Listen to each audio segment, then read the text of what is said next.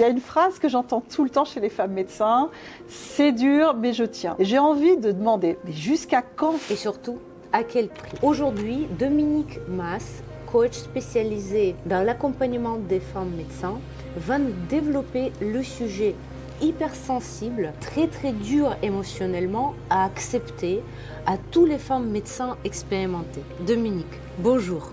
Bonjour. Tu travailles depuis plusieurs années avec les femmes médecins et tu vois à quel point elles s'épuisent. Pourquoi autant de femmes médecins arrivent à l'épuisement sans avoir remarqué cet état émotionnel? Moi, je vois qu'elles travaillent un peu comme des machines. Elles enchaînent les consultations en permanence. Elles ne se posent même pas la question de savoir quel est leur rythme de travail. C'est comme le hamster dans sa roue et qui tourne.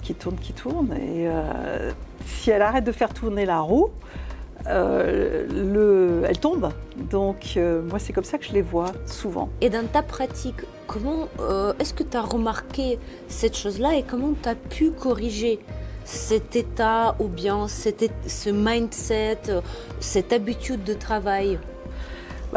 Déjà, on analyse un petit peu comment elles travaillent.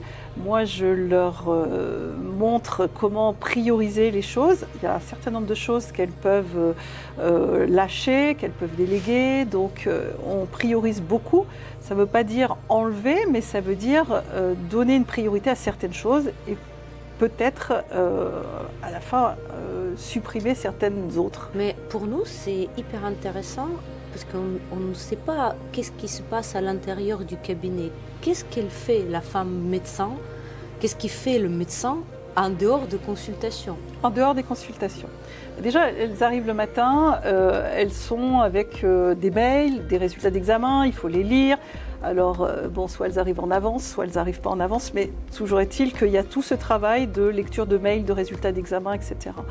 Ensuite, moi je pense que ce qui les tue, c'est les dérangements permanents. C'est-à-dire qu'elles sont en permanence dérangées par le téléphone, dérangées parce qu'elles ont une demande urgente de quelque chose, leur secrétaire.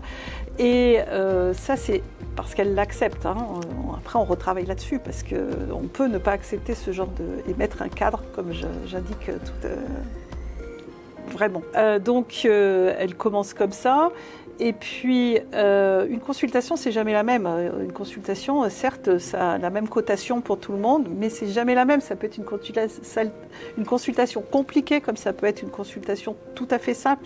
Et ça, on ne peut pas le savoir d'avance. Donc, on ne peut pas régler ces temps horaires. Alors, certes, c'est 15 minutes, 20 minutes pour un médecin, mais c'est difficile de respecter ces horaires. Donc, ça donne du stress de ne pas respecter ces horaires.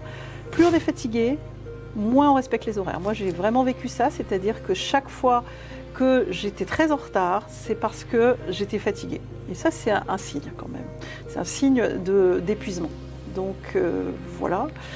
Il y a toujours des urgences qui se rajoutent. Il y a toujours des demandes spécifiques qui ont été faites, soit par message. Maintenant, avec les carnets de rendez-vous informatiques, on a toujours des messages qui arrivent des patients, ils peuvent mettre des messages directement. Donc il y a toujours plein de choses à rajouter, sans compter le travail administratif, qui est un travail que demande la sécurité sociale et qui est de plus en plus lourd. Et à partir de quand on parle plus de la fatigue, mais de l'épuisement?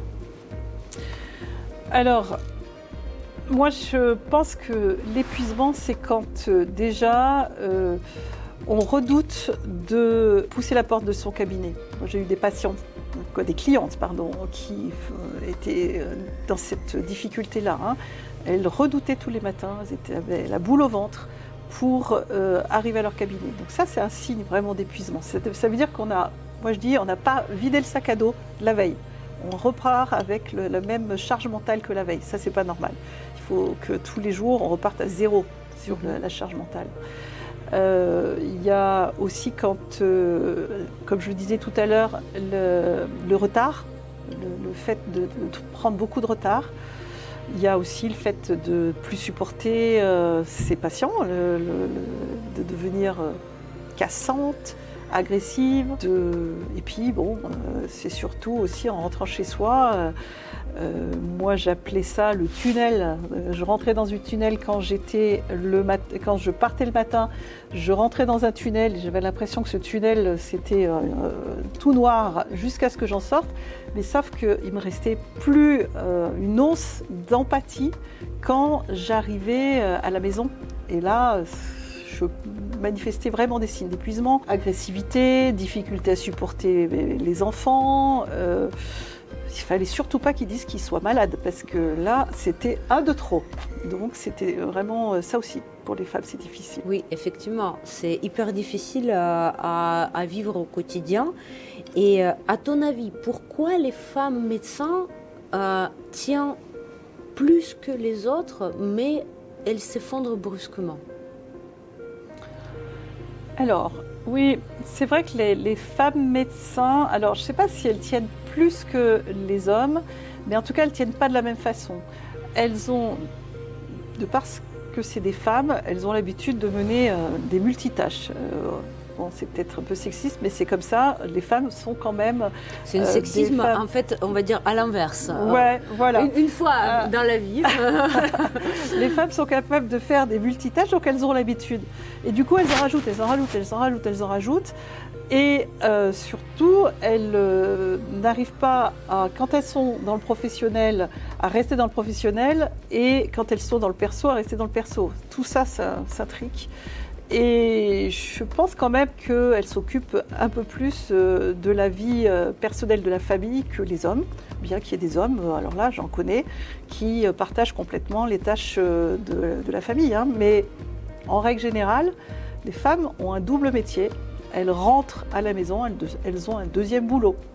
Donc elles s'épuisent. Alors pourquoi elles s'en aperçoivent un peu moins vite ? Je pense qu'elles sont femmes, donc il faut qu'elles prouvent quelque chose.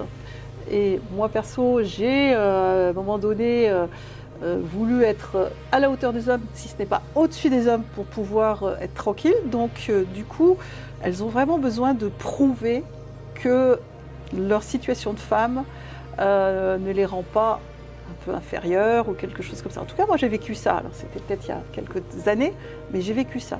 Il fallait que je fasse encore plus mes preuves que les hommes. Donc, j'en faisais encore plus. Mettez dans les commentaires si ça vous parle, parce que je pense que dans chaque métier, un peu, les femmes ont sens cette nécessité de prouver davantage qu'on est plus fort, plus intelligent, et en médecine, encore une fois de plus. Mais j'ai une autre question. Est-ce que cette fatigue, cette surcharge ne devient pas presque la raison d'être fière? Ah, ça t'a touché quelque chose de tout à fait vrai. Moi, je suis d'accord avec ça. Pour moi, il y a une fierté de dire ah, je suis épuisée, j'en peux plus. Et entre copines médecins, oh là là, mais moi, j'en ai vu 30, j'en ai vu 40, c'est terrible, j'ai été dérangée, etc. C'est un peu il y a une forme de fierté jusqu'à un moment où on plonge. Mais il y a une forme de fierté d'être épuisé, c'est peut-être que c'est même typiquement français, il faut travailler tard le soir par exemple pour montrer qu'on a beaucoup travaillé. Je crois que dans d'autres pays, c'est pas un signe de fierté de travailler jusqu'à 19h le soir. Oui. Et à quel moment justement de cette fierté, cette phrase « je gère », elle devient dangereuse? Je pense qu'elle devient dangereuse déjà quand il y a des signes de stress, des troubles du sommeil. Le fait de plus savoir dire non, ça devient dangereux quand il y a de l'agressivité à la maison, les femmes peuvent développer des syndromes dépressifs ensuite, mais c'est souvent trop tard. Et ça s'appelle le burn-out, parce que les médecins ne savent pas déceler leur propre burn-out, ça c'est sûr. Et toi, dans ta pratique, dans tes consultations, dans ton accompagnement, tu aides les femmes médecins à déléguer, à développer en fait leur système, d'enlever cette gestion totale. Comment toi tu fais en fait? La première chose que je leur montre, c'est se respecter. et je leur demande de se poser la question, soit chaque fin de consultation, soit chaque fin de demi-journée ou de journée, est-ce que je me suis respectée aujourd'hui? Et on a des phrases type, est-ce que ça j'ai fait, c'est très cadré. Et je leur apprends vraiment à se poser cette question, est-ce que je me suis respectée? Bien sûr, dans le respect de soi-même, c'est arriver à positionner un cadre, à dire non à certaines demandes. Donc ça, c'est la toute première chose à faire. Je sais plus ce que tu me demandais par rapport On s'en fout. Non. Après, je leur demande de prioriser et de vraiment dessiner elles-mêmes leur agenda idéal. J'aime beaucoup ça. Je leur dis, bon, maintenant, il n'y a plus de contraintes. Faites votre agenda idéal. Et leur agenda idéal, si elles se laissent aller, c'est un agenda vers lequel on peut tendre. Je ne dis pas qu'on va pouvoir enlever tout ce qu'elles auraient envie d'enlever, mais on peut tendre là-dessus.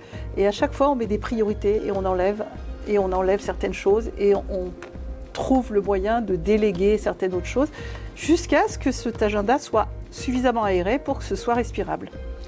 Si je ne me trompe pas, tu as même créé le guide pratique. Ouais. Qui est vraiment très chargé. C'est quand même un bouquin, c'est presque un manuel qui est disponible. Est-ce que tu voudrais bien qu'on laisse en lien téléchargeable Bien sûr. À côté de cette vidéo pour que les femmes intéressées puissent la contacter? Qu'est-ce qu'on peut trouver là-dedans? Eh ben, en fait, c'est un guide qui est par rapport. Je suis débordée, comment m'en sortir? Je donne un certain nombre de clés pour sortir de cette spirale du médecin débordé. Donc, il y a des clés autour du respect de soi-même. Il y a des clés autour d'une décision qu'on sait qu'on doit prendre et qu'on ne prend pas. Ça, c'est assez classique. Il y a toujours quelque chose qui doit être décidé, qui n'est pas décidé. Je les aide à décider. Je ne prends pas la décision pour elles, mais je les aide à décider. Je leur apprends à prioriser. Donc, il y a tout ça dans ce guide. Donc, c'est effectivement, je suis débordée, comment sortir de cette spirale. Et la dernière chose que je voudrais te demander, mais là, quand on est vraiment dans cette impasse, quand on se sent vidé, par quoi commencer? La première chose, qu'est-ce qu'il faut faire? La première chose, pour moi, c'est quand même demander de l'aide, parce que l'aide, c'est pas pour faire à ta place, si tu venais me voir. C'est pour t'aider à prendre de la hauteur et puis à voir un petit peu ce que tu peux changer. Donc, il faut être prête à changer. Des petites choses, c'est pas changer complètement, mais ces petites choses peuvent avoir vraiment un effet très très important. Donc demander de l'aide, prête à changer certaines choses, et puis même se mettre en action sur d'autres choses, et ça fonctionne très très bien. Mes clientes, franchement, sont très sereines maintenant au travail. Du coup, pour déjà faire un pas vers le changement, le lien pour l'inscription pour un entretien avec Dominique, il est en bas de cette vidéo. Merci Dominique pour ce sujet et à très vite. Avec grand plaisir, merci à toi.